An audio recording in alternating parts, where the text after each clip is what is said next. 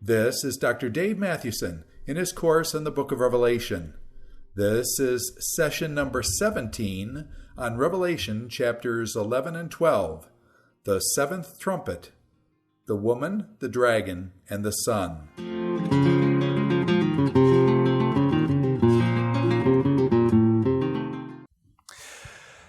At the very end of chapter 11, beginning in verse 14, we are introduced to the seventh trumpet, or the third woe. Remember, back at the end of chapter 8, we were introduced to an eagle that uttered the threefold woe, woe, woe, and connected those with the last three trumpets. Now verse 14 recalls that. The second woe has passed, which was back in chapter 9, and the third woe is coming soon, which now I take it is accomplished in trumpet number 7, which begins in verse 15. So 15 through the end of chapter 11, the seventh trumpet, or the seventh angel sounded his trumpet, which would be the third woe, and there were loud voices in heaven which said, "The kingdom of the world has become the kingdom of our Lord and his Christ, and he will reign forever and ever." And the 24 elders who were seated on their thrones before God fell on their faces, and they worshiped God, saying, "We give thanks to you, Lord God Almighty, the one who is and who was, because you have taken your great power and have begun to reign. The nations were angry, and your wrath is come. The time has come for judging the dead, and for rewarding your servant the prophets, and your saints, and those who reverence your name, both small and great, and for destroying those who destroy the earth." Then God's temple in heaven was open, and within his temple was seen the ark of his covenant, and there came flashes of lightning, rumblings, peals of thunder, an earthquake, and a great hailstorm. Those last verses, again, imagery of final judgment. And so with the seventh trumpet, we are clearly at the very end. The seventh trumpet has brought us to the climax of history. Note verse 15 begins with to back up, what we actually find here is we don't have a vision. Interestingly, we don't see anything happen, but instead we hear in the form of voices from an angelic being, or loud voices in heaven, and then the 24 elders. We hear in their hymns or speech the content of the seventh trumpet. But the seventh trumpet clearly brings us to the very end of history. And it begins with what I think is a very crucial theme in the book of Revelation, verse 15, that the kingdom of this world has now become the kingdom of our Lord Jesus Christ. That is, the kingdom and rule has been transferred from Satan and the beast and this world and the Roman Empire now to the person of Jesus Christ. Christ's rule has now been consummated. What was true in heaven in chapter 4 and 5 is now a reality on earth. The Lord's Prayer, "Thy kingdom come on earth as it is in heaven," has now reached its culmination. And like Rome, Unlike Rome's kingdom, this kingdom now will reign forever and ever. So the transfer of rulership, the transfer of the kingdom, which is one of the dominant themes in Revelation, how will God's kingdom and sovereignty in chapter 4 and 5 finally get realized on earth, now finds its consummation as the transfer of the kingdom from this earth, from the rulership of Satan and the beast, now is in the hands of God and Jesus Christ. One other point to mention, furthermore, the 24 elders in verses 16 and following provide a further interpretation of these events, further content of the seal. And I want to draw attention to simply two things. Number one, with these final verses in the speech of the 24 elders. Number one, notice how God is referred to. In language that we're familiar with from chapter 5, God is portrayed as the Almighty, again, the Sovereign One whose power now extends throughout the entire world. His glory now has spread throughout the entire creation. But note that he is described also as the one who is and who was. It seems to me we're missing something. And when you go back to chapter 1 and verse 8, and chapter 1:4 and 1:8, and also in chapter 4 verse 8, we find this version of the threefold, the one who is and was and is to come. We're missing that is to come. And that is intentional, I think, because there's no need for it. The kingdom has already arrived. What is to come is now already a reality, with God's eternal kingdom now arriving at where God and his Messiah and his people will rule forever and ever. So there's no more need for the third part of that phrase, the one who is to come, because now his kingdom has already arrived and been consummated. The rest of verse 15 also, and verse 16 as well, 17 and 18, the rest of 17 and 18, in a sense, introduce us to what I think are the primary thematic strands that will be taken up in the rest of the book, where the author says, especially in 18, the nations were angry and your wrath has come, which we saw happening, we see happening in the judgment scenes. The time has come for judging the dead and for rewarding your servants, the prophets, and your saints, and all those who reverence your name, both great and small, and for destroying those who destroy the earth. This prepares for the scenes of judgment and the scenes of reward and vindication that we will see in chapters 19 through 22. So in a sense, this last part of the seal introduces, in the form of the speech or songs of the 24 elders, introduces to the main strands that will get developed in more detail in chapters 19 through 22 later on in the book. Now, that brings us then to the end of the seventh seal, and in a sense then, we have reached the end of history. We have, starting with chapter 10, you sense that we've reached a climax. In this language, time is no more. Another set of plagues, the seven thunders, are sealed up.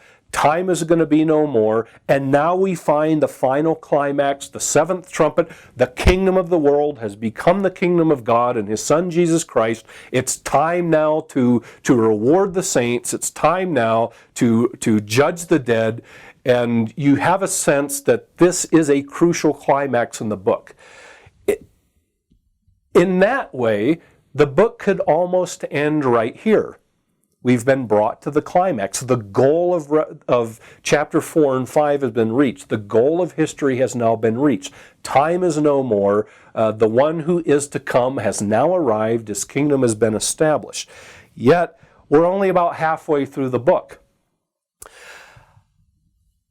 Chapter 12 and 13, in a sense, seem to almost begin a new vision. And intriguingly, David Awney's commentary and a number of other works actually begin a new section with verse 19 of chapter 11, where then God's temple in heaven was opened. In the same way in chapter 4 we saw heaven open, now once again we see heaven open. So some have actually seen a new section beginning in chapter 12 and verse 13. Maybe the way to look at it is like this, is that Revelation tells the same story twice. And this isn't the only way to look at it, but one way. It tells the same story twice. One of those stories is told in chapter 4 through 11, and now chapters 12 through 22 will tell the same story as chapters 4 through 11, but now using different imagery, and now in a more detailed and a deeper way than chapters 1 through 11 did. Nevertheless, chapters 12 and 13 have often been described as sort of the center point of Revelation, or the fulcrum of the book. Whether that is the case or not, chapter 12 through 13 clearly plays a very significant and a very important role.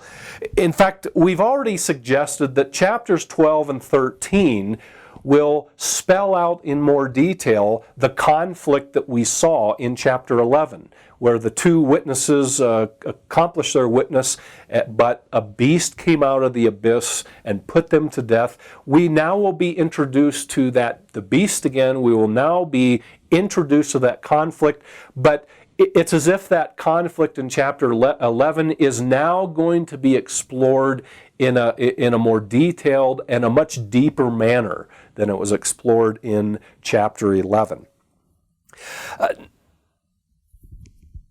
Chapter 12 introduces us to a section that I think has the primary function of exploring the true source of the church's conflict. So starting with chapter 2 and 3, and especially the two churches that were suffering because they refused to compromise, and chapter 11 and elsewhere, the portrayal of the church as suffering and its faithful witness. Chapter 12 and 13 is now going to explore in more detail the true source of the church's conflict, the true source of the conflict they now face. In other words, in true apocalyptic fashion, chapter 12 and 13 is going to lift the curtain and lift the veil and show God's people in an expanded view, in a new perspective, to show them when they look out at the world and they suffer at the hands of Rome and they're called upon to refuse to compromise and suffer because of that. And one person, Antipas, has already lost his life, and John thinks more are to come. How are they to see that? Chapter 12 and 13 lifts the curtain to help the readers see more clearly, from a new perspective, the true source of this conflict and what they struggle with, so that therefore they can see it and respond to it in a new light. And in chapter 12, we are introduced to three major characters that kind of dominate the scene in chapter 12. We're going to be introduced to a woman who is described in rather interesting details. We're going to be introduced to a dragon, and then we are going to be introduced to a son, the son of the woman. But look at chapter 12. Revelation chapter 12 reads, "A great and wondrous sign appeared in heaven, a woman clothed with the sun, with the moon under her feet, and a crown of 12 stars in her head. She was pregnant, and she cried out in pain as she was about to give birth. Then another sign appeared in heaven, an enormous red dragon with 7 heads, and 10 horns and 7 crowns on his heads. His tail swept a third of the stars out of the sky and flung them to earth. The dragon stood in front of the woman who was about to give birth, so that he might devour her child the moment it was born. And she gave birth to a son, a male child, who will rule all the nations with an iron scepter. And her child was snatched up to God and to his throne. The woman fled into the desert to a place prepared for her by God, where she might be taken care of for 1260 days. And there was a war in heaven. Michael and his angels fought against the dragon, and the dragon and his angels fought back. But he was not strong enough, and they lost their place in heaven, Satan and his angels. The great dragon was hurled down, the ancient serpent, called the devil or Satan, who leads the whole world astray. He was hurled down to the earth, and his angels with him. Then I heard a loud voice in heaven say, "Now have come the salvation and the power and the kingdom of God and the authority of his Christ. For the accuser of our brothers, who accuses them before our throne, before our God, day and night, has been hurled down. They overcame him by the blood of the Lamb and by the word of their testimony. They did not love their lives so much as to shrink from death. Therefore rejoice, you heavens, and you who dwell in them. But woe to the earth and to the sea, because the devil has gone down to you. He is filled with fury, because he knows that his time is short. When the dragon saw that he had been hurled down to the earth, he pursued the woman who had given birth to the male child. The woman was given the 2 wings of a great eagle, so that she might fly to a place prepared for her in the desert, when she would be taken care of for a time, times, and half a time, or the 3.5 years, out of the serpent's reach. Then from his mouth the serpent spewed water like a river to overtake the woman and keep her away with the torrent. But the earth helped the woman by opening its mouth and swallowing the river, so that the dragon had spewed out of its mouth. Then the dragon was enraged at the woman, and he went off to make war against the rest of her offspring, those who obey God's commandments and hold to the testimony. Very interesting story indeed. But what I want to do is try to untangle a little bit of this story, of this interaction between a woman and a dragon and the son of the woman as well. And to ask the question again of some of the details as far as their background. But how does this function within the book of Revelation? How does it function for the first century readers in helping them to come to grips with and understand the situation in which they find themselves? First of all is asking the question of identity.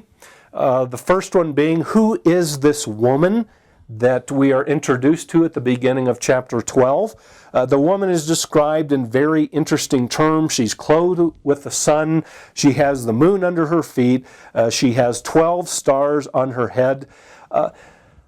Without reading all of the text, starting with Genesis, but also in some of the intertestamental apocalyptic literature, this language of sun and moon and having stars on one's head is often associated with a description of the patriarchs and their wives. For example, in Genesis chapter 37, and I think it is verse 9, Genesis chapter 37 and verse 9, we read, "Then he had another dream, and he told it to his brothers. Listen," he said, "I had another dream, and this time the sun and moon and 11 stars were bowing down to me," describing Joseph's dream. So notice the sun and moon and the stars in association with the 12 sons of Israel, with the patriarchs. And we also find in, for example, in a book like the Testament of Abraham, another apocalyptic work, and elsewhere, that the sun and moon and the 12 stars around the head are often associated with the patriarchs and even their wives. So that suggests that probably, at least at this point, the woman stands for the nation of Israel, out of which the Messiah came, which obviously, as we'll see in a moment, the son that she gives birth to is to be identified with. So probably at this point, the woman stands for the nation of Israel. But she gives birth to the Messiah, the Son of God Messiah, and interestingly, the woman still plays a role after the birth of the Son.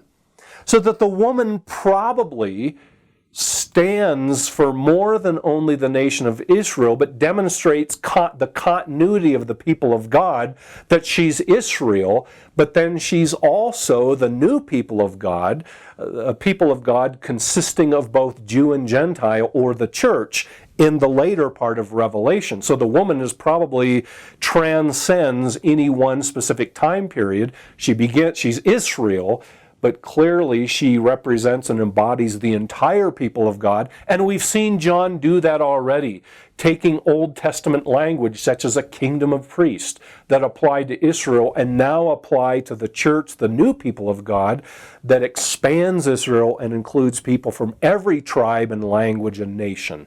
And I think that's how we should look at the woman here. The fact that this woman suffers, well, let me back up. The woman also could, at least partially, though I would not say primarily and exclusively, may at least be suggestive of Mary, the mother of Jesus, since she does give birth to the Son. But probably therefore the woman is more than just the nation of Israel, but may suggest Mary as part of that and extends to include the church as the people of God as well. The fact that she suffers birth pangs, again, was a typical Old Testament notion, an apocalyptic notion of birth pangs indicating suffering, the suffering of God's people, which now leads up to the Messiah, to the birth of the Messiah. So that's the first character, a woman who represents Israel, but more broadly represents the people of God, that transcends Old Testament Israel, but also includes the New Testament people of God, the church made up of Jew and Gentile. The second sign that we are introduced to is a dragon that is described as having 7 heads and 10 horns, which 7 suggesting completion, perfection, 10 being a large number suggesting completion. So you get this picture of something that wields great power and authority. And the dragon, once more, the dragon, as we saw with the beast back in chapter 11, the dragon is a figure or image that comes down to John already with a history. It brings with it a history. It already brings with it a meaning that has picked up through its use throughout Old Testament literature and throughout Old Testament history. Within the Old Testament, we find a dragon or a sea monster type of figure playing an important role in the Old Testament, in many of the Psalms and in the prophetic literature, to symbolize a kingdom or a ruler. For example, we find Pharaoh often, or Egypt, portrayed as a sea monster or a dragon. In other Jewish works, we often find a dragon or sea monster used to portray wicked, godless, oppressive empires that oppose God and persecute His people. For example, in Psalm chapter 74, in Psalm chapter 74, and I'm just providing a couple of examples, one from the Psalms and one from prophetic literature. Psalm 74 in verses 13 and 14. I'll back up and read 12. But you, O God, are king from old. You bring salvation upon the earth. It was you who split open the sea by your power. You broke the heads of the monster in the water. It was you who crushed the heads of Leviathan, another sea monster that has associations in the Old Testament. Some would even say, going all the way back to Genesis, you read of the Leviathan in apocalyptic literature and other similar beasts, such as in 1st Enoch. You crushed the heads of the Leviathan, and you gave him as food to the creatures in the desert. Clearly, in the context of splitting open the sea monster or a Leviathan, notice the heads of the Leviathan, a 7-headed monster, clearly representing here Pharaoh, the ruler over Egypt at the time when God split the sea and led the Israelites through. Another interesting text, Isaiah chapter 51 and verse 9, to give an example from an Old Testament prophetic text. But in Isaiah chapter 51 and verse 9, we read, and this is in the context of the prophet anticipating a time when God will inaugurate a new Exodus where He will bring His people out of exile. He will redeem and restore His people who are now in exile in a brand new Exodus. And chapter 51 is a call for God to begin to act now in bringing about a new Exodus in the same way that He did at the first Exodus. So verse 9 begins, "Awake, awake, clothe yourself with strength, O arm of the Lord. Awake as in the days of gone by, as in generations of old." was it not you who cut Rahab to pieces? Rahab being another name for a sea monster. Was it not you who pierced that monster through? Verse 10, was it not you who dried up the sea, the waters of the great deep, who made a road in the depths of the sea so that the redeemed might cross over? A clear allusion to the Exodus. So again, Pharaoh is being portrayed as a sea monster, as Rahab, that God defeated when he led the Israelites, when he rescued them from Pharaoh and the Egyptians and led them through the Red Sea. Now the author, Isaiah, anticipates a rehearsal of that, a repetition of that in a new Exodus. It's interesting, the Aramaic, the Targum of Isaiah, or the Aramaic translation of Isaiah at this point, actually in verse 9 identifies Rahab as Pharaoh in the text itself. So the point is, you have a history. I could read other texts, and in apocalyptic literature as well, you have a dragon or sea monster that carries associations of chaos and evil and oppression and satanic power. You have that sea monster over and over again in the Old Testament playing a role of representing human rulers and empires that are oppressive and oppose God and his people. So that John is using a term, he has picked up a term that already brings a history of meaning with it. So that when John uses this imagery of a dragon or a sea monster, he is using an image that already connotes something specific. More importantly, it's interesting that if this is the case, then John is clearly telling us that, in a sense, the true power then, by identifying this dragon as Satan, as he does in verse 9. Notice in verse 9 he tells us this great dragon, that ancient serpent called the devil or Satan, who leads the whole world astray. John clearly takes us back to Genesis 3. So it's as if John is saying this dragon now that he sees in chapter 12, this is the same satanic power that inspired other oppressive, godless, idolatrous, evil empires and rulers such as Egypt in the past, now surfaces again in John's own vision in chapter 12.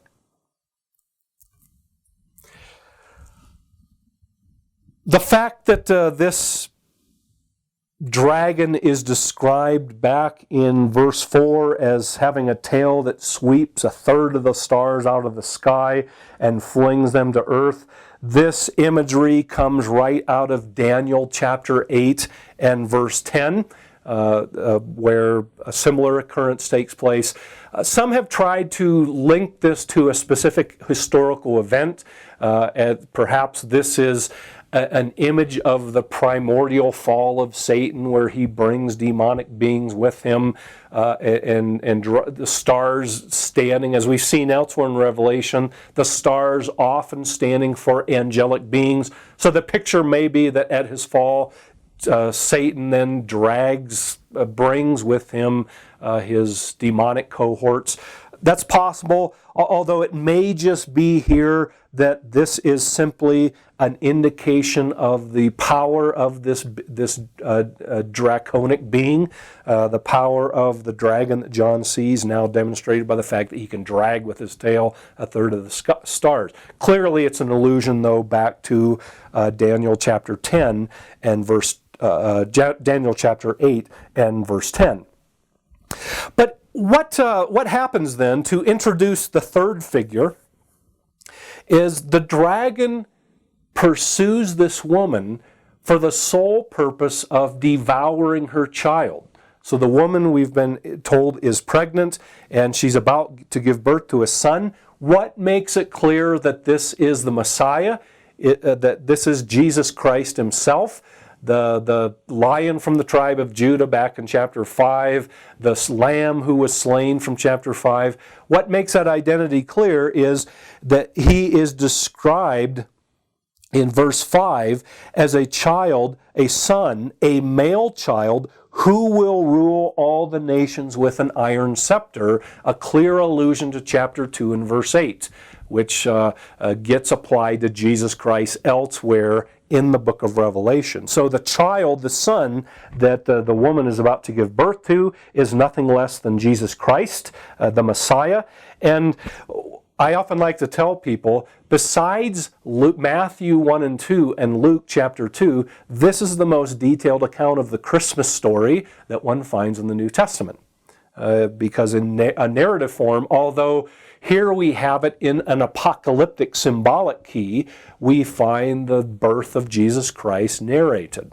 Now, the author skips a lot by simply saying when the Son is given birth to, he's immediately taken up to heaven. So it's almost as if the death, the life and death and resurrection and exaltation of Jesus are all collapsed into one event. But clearly John has already assumed the death of Jesus Christ in texts like chapter 5 by portraying him as a slain lamb, references to the blood of Jesus Christ, the one who has died and who is now alive. John assumes clearly that part of this is that the death of Jesus Christ is to be included here as well. But the story then revolves around this woman giving birth to a son and the dragon trying to devour the son.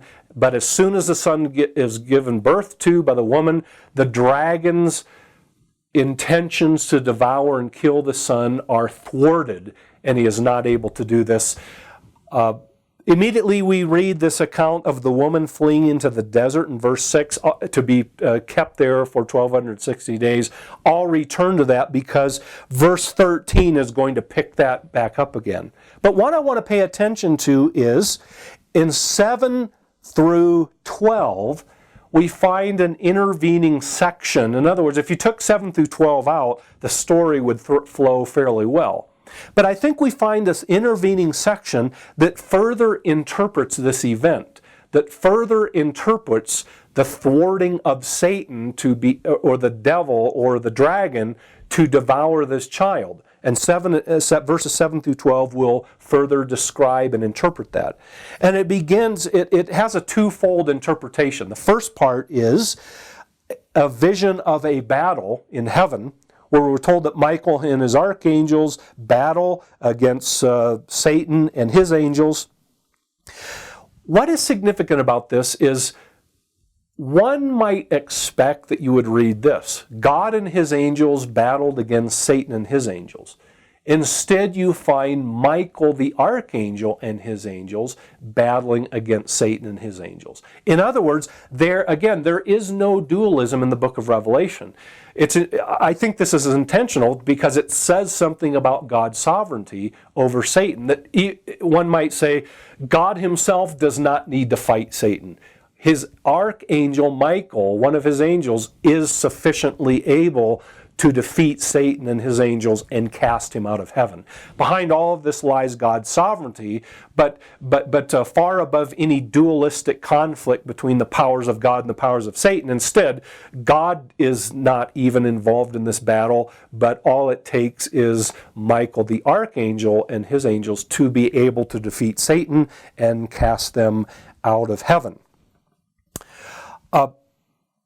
Probably where the author is again appealing to Daniel chapter 10. For example, in chapter 13 and verse 21 of Daniel chapter 10, we find this reference to Michael the archangel. So beginning with verse 13, I'll read verse 12. Then he continued, "Do not be afraid, Daniel, since the first day that you set your mind to gain understanding and to humble yourself before God, your words were heard, and I have come in response to them. But the prince of the Persian kingdom resisted me 20 days. Then Michael, one of the chief princes, came to help me because I was detained there with the king of Persia." And verse 21 also of that text, verse 21 says, "But first I will tell you what is written in the book of the text, the book of truth. No one supports me against them, that is the king of Persia, the prince of Persia, except Michael your prince."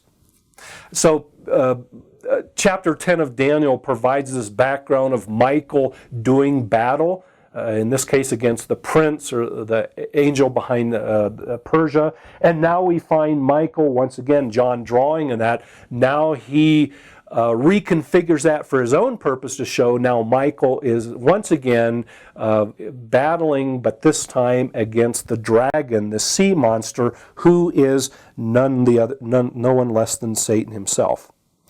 Also, these texts seem to reflect Jewish tradition regarding the expulsion of Satan from heaven, and particularly the primordial expulsion of Satan from heaven, that most point back to having its genesis in Isaiah chapter 14 and 12 through 14. 12 through 15 actually. Isaiah chapter 14, and then beginning with verse 12, we read, "How you have fallen from heaven, O morning star, son of the dawn. You have been cast down to the earth. You who once laid low the nations, you said in your heart, I will ascend to heaven. I will raise my throne above the stars of God. I will sit enthroned on the mount of assembly, on the utmost heights of the sacred mountain. I will ascend above the tops of the clouds. I will make myself like the Most High, but you have brought yourself down to the grave, to the depths of the pit." Often this text played a role in speculations about the expulsion from Satan from heaven, often at the beginning of creation. But what I want you to recognize is John takes this, probably this notion in Jewish literature of the expulsion of Satan from heaven, and he gives it a very specific application. And the question is, when does this happen? When does this battle and expulsion of Satan from heaven happen? John gives it an explicit application by, I think, suggesting that it happens at the death and resurrection of Jesus Christ. Notice in verse 11, in the hymnic part of this, the author said, and this is the second part of the interpretation, that is the hymn, the loud voice in heaven in verses 10 and through 12 that interprets this event.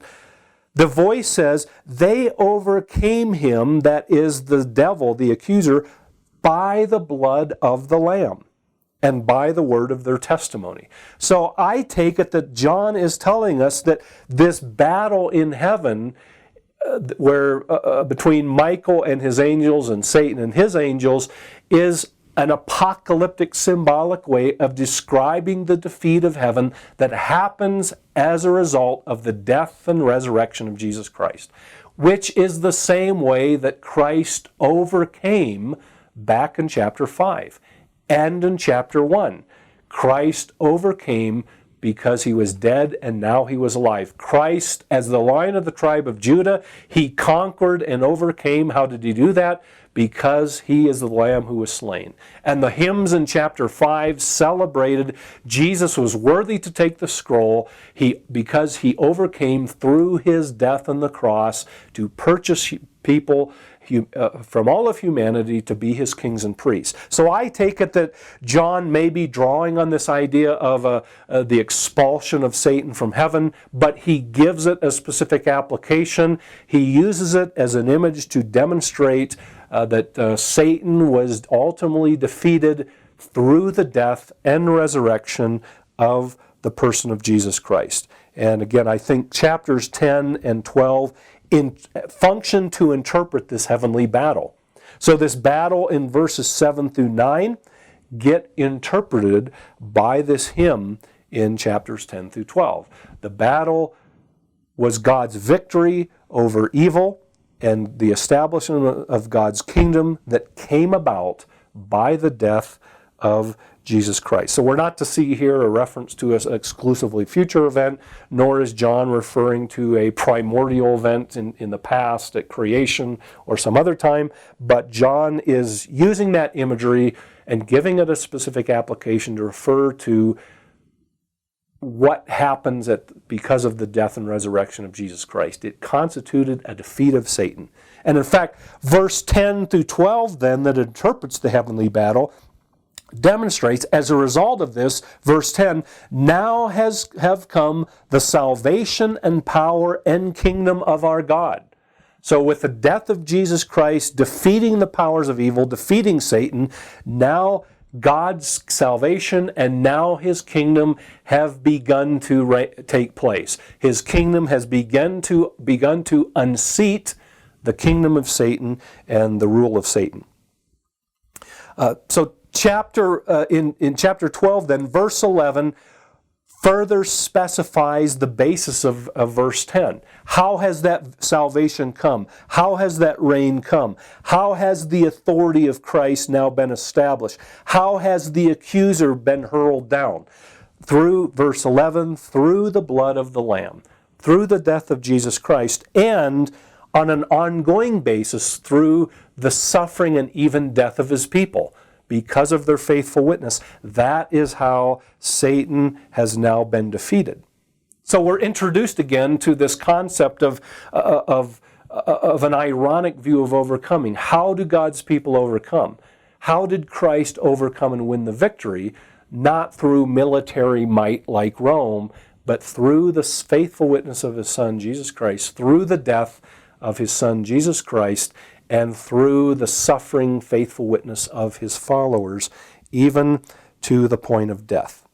This, in a sense, what we find in this section is reflected in Jesus' own teaching in the Gospels. For example, in Matthew chapter 12, where we find this notion of because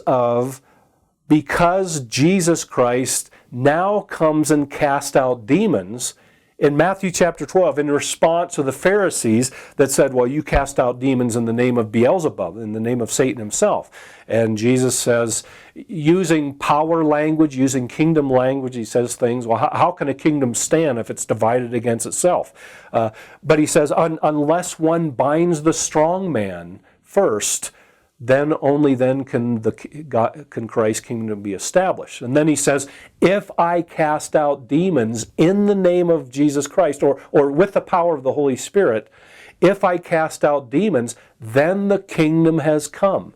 God's kingdom has arrived. Why? Because by defeating the powers of evil, which will ultimately take place through the death and resurrection of Jesus Christ, by defeating the powers of evil, God's kingdom is already making inroads into the kingdom of Satan. And we see that here in chapter 12, and especially 10 through 12. With the death and resurrection of Jesus Christ, the kingdom has already come.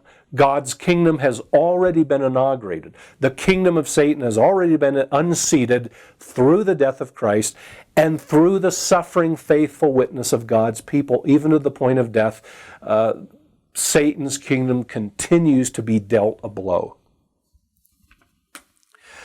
But verse 12, in preparation for the rest of chapter 12, verse 12 indicates lets us in on a crucial element, and that is, as a result of this defeat, while this spells rejoicing in heaven, it spells woe for the earth. Because now that Satan has been defeated because of the death and resurrection of Jesus Christ and thrown down to heaven, is symbolic of Christ's victory over Satan, this spells woe for the earth and the sea and all who dwell in it. And the reason at the end of verse 12, Satan now knows that his time is short.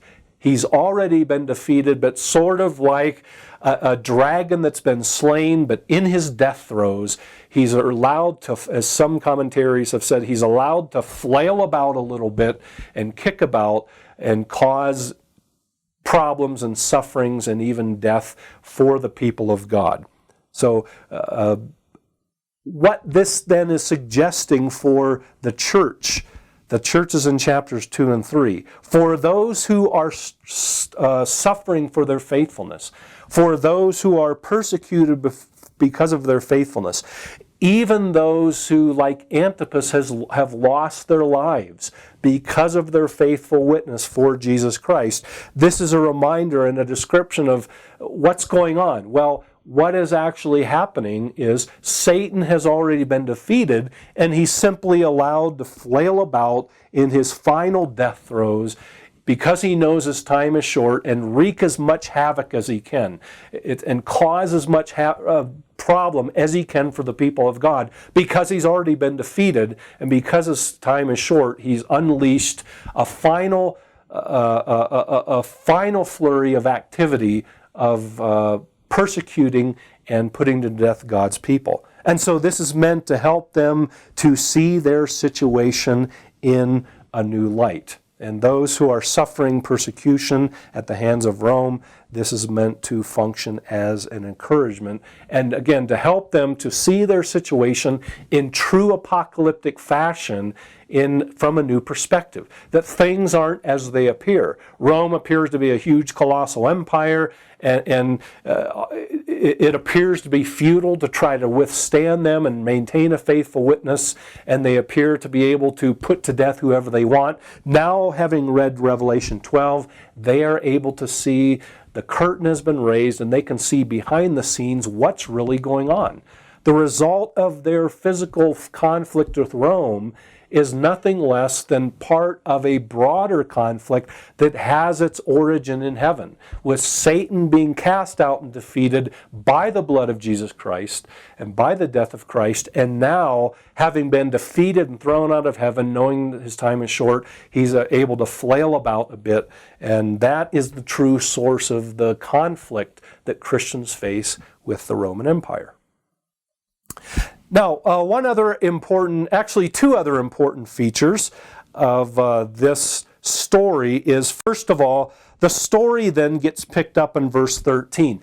Having provided a further commentary on Satan's being thwarted from devouring this child in the form of the battle between Michael and his archangels and expelling Satan from heaven, and further interpreting that through these hymns that indicate that the result of that is now the establishment of God's kingdom through the death of Jesus Christ, and the expulsion of Satan from heaven means that his time is short and he's unleashing a last-ditch attempt to destroy God's people. Now we resume the narrative, the story of Satan, the Son, and the woman. And in verse 13, we are now introduced to the woman who, post-birth of Christ and post-resurrection and ascension, we find the same woman, which then probably indicates that now, in continuity with the description of her back in the first 2 or 3 verses, now the same woman representing the people of God, but now including people from every tribe and language and tongue, now representing the church. And I want you to notice how the story develops. First of all, the dragon decides to pursue her. Having been thwarted from getting at the son, now he goes after the woman. But what happens is the dragon is apparently thwarted from getting at her as well. And here the author begins to draw on Old Testament Exodus imagery by describing the woman as being pursued into the desert, and by being given wings of an eagle to fly into the desert. That language of being given wings like an eagle and going into the desert recalls the Exodus story again. And we've already been introduced to that, to the Exodus story in terms of the beast and the dragon in association with Pharaoh. Here the Exodus imagery continues. The woman symbolizing the people of God is now given, as the nation of Israel was, given wings like an eagle to go into the desert. And here the desert is clearly portrayed in verse 14 as a place of keeping, a place of protection, a place of preservation. In Exodus chapter 19 and verse 4, we read God saying to the Israelites, I took you up as on eagle's wings. And so now we find the woman being given wings as an eagle. So the Exodus motif continues. And notice also the same temporal imagery, the 1260 days earlier in verse 6, and now the time, times, and half a time from Daniel. And as we've said previously, these probably are referring to the exact same time period. That is, the entire period of the church's existence, beginning in the first century with the churches in Asia Minor. This whole period is described as 1260 days, making clear the allusion back to Daniel, or time, times, and half a time, another allusion to Daniel, but suggesting a period of time that is intense but short. It won't last forever. A time that falls short of the perfect number of 7. It's only half of 7. So that what that means is the events of chapter 12 are taking place roughly the exact same time as the events of chapter 11. The image of the woman being preserved in the desert is taking place at the same time as the two witnesses in chapter 11. In other words, another way to look at it is the author is describing the church's existence and the church's function from different perspectives. The church can be described as a temple that is measured, showing its preservation even though it is persecuted. The church can be described as two witnesses, describing their faithful witness even in the face of opposition and persecution and even death. And now the church is described as a woman who flees into the desert and is preserved and protected in the face of the opposition of Satan himself. One other interesting feature in this story, the way that the dragon tries to exterminate the woman, is through spewing out of his mouth a flood or a river. And clearly we're in the realm of apocalyptic symbolism. Certainly one would not want to suggest that literally a dragon arrived on the scene at some point in church history and poured out, spewed out water out of its mouth. But clearly this is symbolism suggesting once again Satan's attempt to oppose the people of God. He has not been able to get at the Son, so now he goes after the woman. And now representing the people of God, the church made up of Jew and Gentile. Now symbolizing his opposition, he pours out a flood. Often in the Old Testament, we see the flood as flood language as figurative of the persecution of the people of God. This may also, and in my opinion, I think it is probably correct, to see this as sort of reflecting the image of the Red Sea, where the Red Sea was seen as a barrier, the Red Sea was seen as a threat to the people of God. Go back to Isaiah chapter 51 and verse 9 that we read, where the Red Sea was seen as the home of the sea monster. And God defeated the sea monster at the crossing of the Red Sea. So once again, the spewing forth of water could, in a sense, be seen as almost a reenactment of the Exodus. In the same way that the Red Sea, according to Isaiah 51, the home of the sea monster, in the same way that it was a threat to the people of God, in the same way that it provided a barrier to the people of God, and threaten their security, threaten their livelihood, threaten their very lives. In the same way now, Satan is once again trying to thwart God's people by spewing forth a torrent of water that is meant to drown them, meant to harm them, meant to snuff out their lives and their existence. Yet, in true symbolic fashion, we read that even that was thwarted, and even the earth that opens up and swallows the water, again, symbolic type of imagery, all showing that Satan's attempt to destroy this woman, having been thwarted from being able to devour his prey in the early part of chapter 12, the son. Now he goes after the woman, but he's also thwarted from being able to destroy her as well. So what happens next is the dragon decides to go after her offspring. And so that what we have here, I think the offspring also symbolize the church or the people of God. Notice how they are described at the end of verse 12. Her offspring are those who obey God's commandments and hold to the testimony of Jesus. That is exactly what the church, how the church is described elsewhere in Revelation, and what it was supposed to do in chapters 3 and 4. So clearly the offspring of the woman is meant to represent or symbolize the church as well. Yet what is intriguing is apparently the dragon is able to get at them. We'll see that. I think that's what's going on in chapter 13. I'll introduce in just a moment. But in other words, we have this rather strange picture. The woman seems to represent the people of God, the church, but she is preserved in the desert like Israel was at the Exodus. Yet at the same time, her children represents the people of God, and apparently Satan is able to get at them.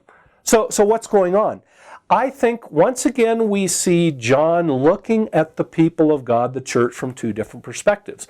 On the one hand, like the woman, the church is preserved and kept and secure, though on the other hand, like her children, the church is subject to persecution and even to death at the hands of Satan, who is trying to destroy God and his people. A little bit like, for example, the temple that we saw in chapter 11. The temple was measured, showing its security, yet the outer courts were thrown to the Gentiles, suggesting it was still subject to persecution. The two witnesses were, in the one hand, apparently invincible, suggesting their preservation and protection by God, yet on the other hand, they appeared to be vulnerable at the end of the story where they were put to death by the beast, suggesting there that they were still subject to persecution and death at the hands of the beast. So I think the same thing is going on here. Satan is ultimately not able to destroy the church. It is preserved and protected, although he is still able to persecute its people by putting them to death. But again, ironically, in the context of Revelation, John is clear that this is the way the saints overcome. Ironically, this is the way they actually defeat Satan, through their death and because of their suffering, faithful witness. So the church is preserved, yet it's still persecuted. Satan is allowed to wreak havoc and persecute its members, yet he is not ultimately able to destroy it.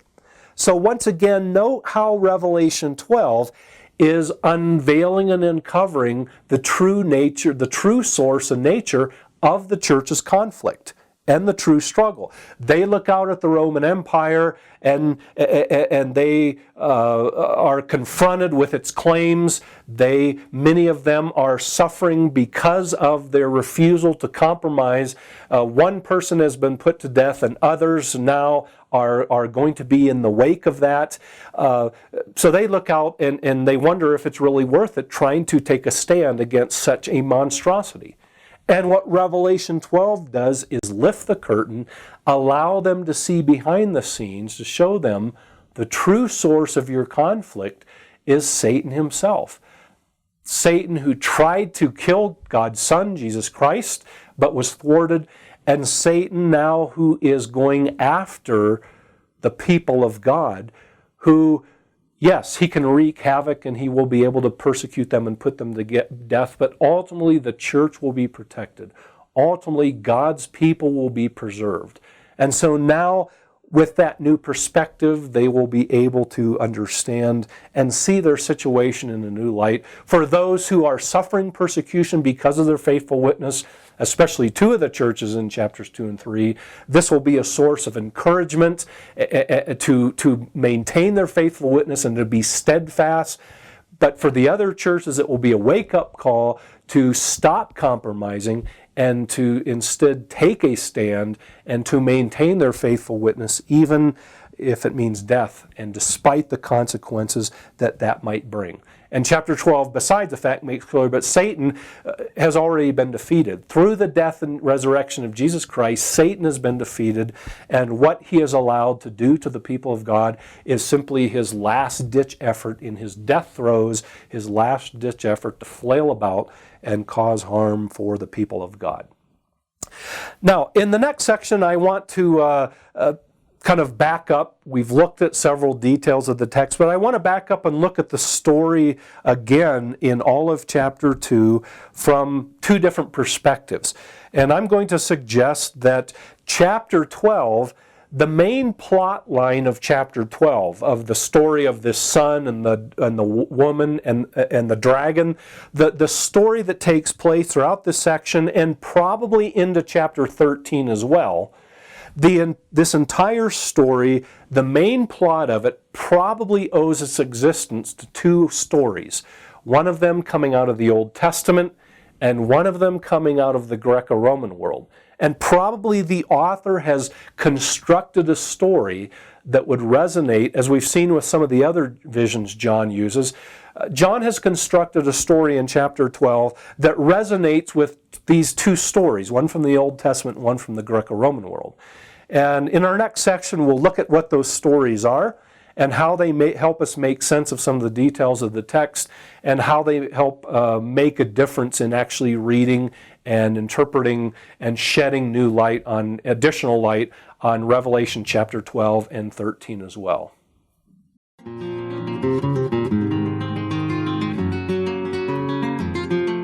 This is Dr. Dave Mathewson in his course on the book of Revelation. This is session number 17 on Revelation chapters 11 and 12, the seventh trumpet, the woman, the dragon, and the sun.